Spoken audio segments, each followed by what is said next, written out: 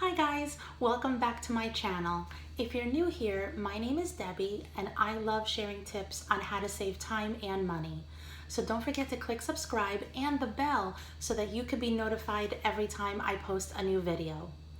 In today's video, I want to share with you how I meal plan, how I grocery shop, and save so much money each week to feed my family of 5.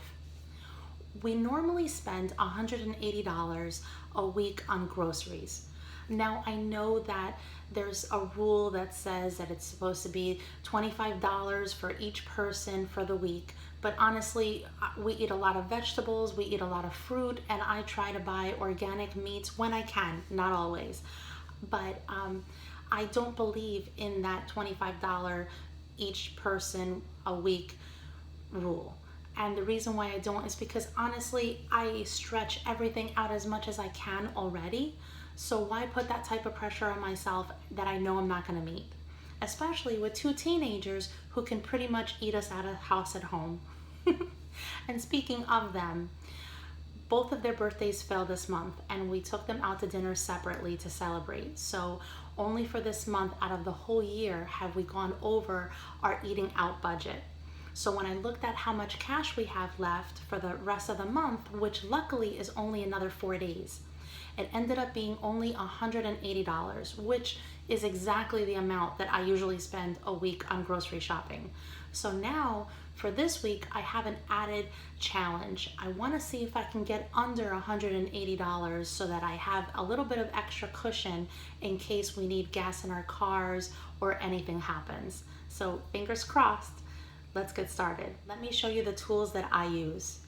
First, it's just a simple notepad that I have opened up completely like this right in front of me. Next, I have a little notepad that I get at the Dollar Tree, and it has a magnet in the back of it. So I have it stuck to the side of my refrigerator, and I'll get to that in a minute too. I have a pen, a highlighter, and I got this meal planner from the dollar spot. I think it was $3 at the max, but as you can see, it has every day of the week and it also has a note section on the bottom. I love this thing. I have to go back and pick up some more next time I go to Target. So if you think that the first step to meal planning is to write out your grocery list, you're wrong. The first step is to actually look at your fridge, your freezer, and your pantry and make a list of everything you have on hand. I don't have any condiments listed on there or salad dressings or things like that because those ingredients I usually just keep on hand, and if I'm running low or run out, hopefully either my family or I put it on this list. But what I do have on the list is proteins and vegetables and fruits and food staples that I know I'm gonna need. Now, the whole point of this inventory is to see how many meals you can make from it, because the more meals that you can make from what you already have on hand, the less you're going to put on your grocery list, which means the less you're gonna buy, and that means you save a lot of money.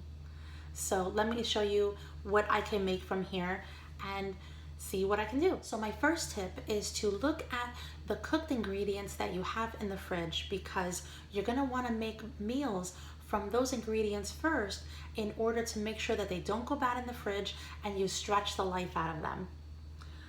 So I see that I have about 1.5 pounds of cooked ground beef. I also have about 1 pound of pulled pork that's already been cooked in the fridge, which I made in the slow cooker, and I have to say it was one of my favorite recipes that I've made in a long time. In fact, the kids and my husband went crazy for it too. So if you're looking for a pulled pork recipe in the crock pot, let me know in the comment section down below and I'll make a video on it. But I have to tell you, you're gonna love it and you're gonna get addicted to it, I know it. So with the 1.5 pounds of cooked beef, I could make tacos, but honestly, we've had tacos 2 weeks in a row, so I'm gonna try to avoid that. I also have a box of penne, and I have the ingredients necessary to make spaghetti sauce. I have some canned tomato sauce and tomato paste, And what I like to do for my tomato sauce is I actually take the leftover of the vegetables for the week and roast them in the oven, and I puree them in there, and the kids can't tell the difference that I'm sneaking in a little bit more vegetables. Don't tell them. So I think what I'm gonna do is I'm going to make a tray of baked ziti. But I'm going to try my best to make more sauce than I need for this recipe so that I can then make something else with it too. So I'm gonna write baked ziti on my list. So the only 2 ingredients that I need to make that, I'm going to add right now to my pad, and that's going to be mozzarella cheese and ricotta. Now I only have 1 bag of broccoli, and what I try to do is with every dinner, I like to make a side of a vegetable if vegetables aren't incorporated in it. So I think since I only have 1 bag of broccoli, I'm going to add at least 2 more bags of broccoli. So I'm gonna write baked ziti with broccoli. So now that you've created your first meal from your inventory list, before you move on, what I suggest for you to do is to take a highlighter and highlight the ingredients that you've already used on your inventory so that you don't forget later on and think you have enough ingredients to make another meal, and then later on in the week you realize you haven't, and what do you end up doing? Going to the grocery store. And that's a no-no. Let's try for once a week. That saves you money. I also have a whole chicken that I have in the fridge that I need to make by the end of the week. So I think what I'm gonna do is I'm going to roast that chicken, and I'm going to, let's see. Oh, I have 2 spaghetti squashes here. So what I can do is I can roast the spaghetti squash and have that on the side of the roasted chicken. So I'm going to make roasted chicken with spaghetti squash. Along with my roasted chicken, I love to put in the pan some carrots and potatoes. I have potatoes on hand, but I don't have any carrots. Oh, and I also like to add onions. So the only ingredient that I need for that meal are just some carrots. Okay, 2 meals down. So what I think I'm gonna do is I'm just gonna reheat some pulled pork and what vegetable? Oh, I have a bag of kale and I have some garlic and some red onions. So I'm going to make a side of kale with garlic and onions. Great, that's 3 recipes. I have a carton of eggs and a little bit of onion and garlic left. So if I get spinach, I can make an egg casserole that I just made last week for the first time, and I really loved it. It is so healthy and it's meat-free. So I'm going to add spinach to my list, and I'm going to put egg casserole with spinach. And since it's so healthy, I don't need a vegetable. An added challenge to my meal planning is that we like to eat meat every other day, and the days in between have just a vegetarian recipe. So that egg casserole was fantastic, and I need to try to come up with more recipes so that I can use up the vegetables that we have in the fridge, and it's healthier for us. I see that I have 5 zucchinis in the fridge, and what I think I'm gonna do is I'm gonna spiralize them, and I'm gonna use the leftover spaghetti sauce from the baked ziti that I'll make earlier in the week, and I think I'm gonna make some zucchini pasta. Now, I don't have a hearty vegetable left on my list, but I do have canned green beans. So I think what I'm gonna do is I'm gonna replace the kale with garlic and onions with the green beans for my pulled pork recipe, and I'm gonna take the kale with garlic and onions, and I'm gonna pair that up with the zucchini pasta, because that way it's a hearty vegetable with a less filling meal like the zucchini pasta. I hope this makes sense. So by going through my inventory, I was actually able to make 5 different meals without barely adding anything to my grocery list. In fact, the only thing I added was the mozzarella cheese, ricotta, some broccoli, and spinach. Now, how many meals can you make with what you have on hand and only add 4 ingredients to your shopping list? Let me know in the comment section down below. So now I only have to come up with ingredients to make 2 more meals to stretch out my budget for the week. Plus, of course, the additional staples that we get every week. Like for example, my husband, he needs his yogurt. We only have 1 gallon of milk for the week, so we usually use 2.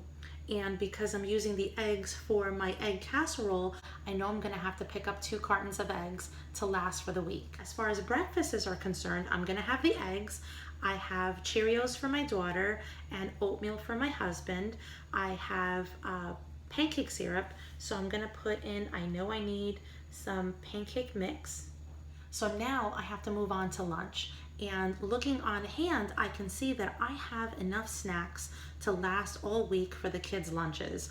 I have some boxes of raisins, I have granola bars, I have Ritz crackers, and I still have half a carton of grapes and half a carton of strawberries.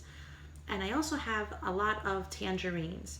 So those will be the snacks that they can have throughout the week.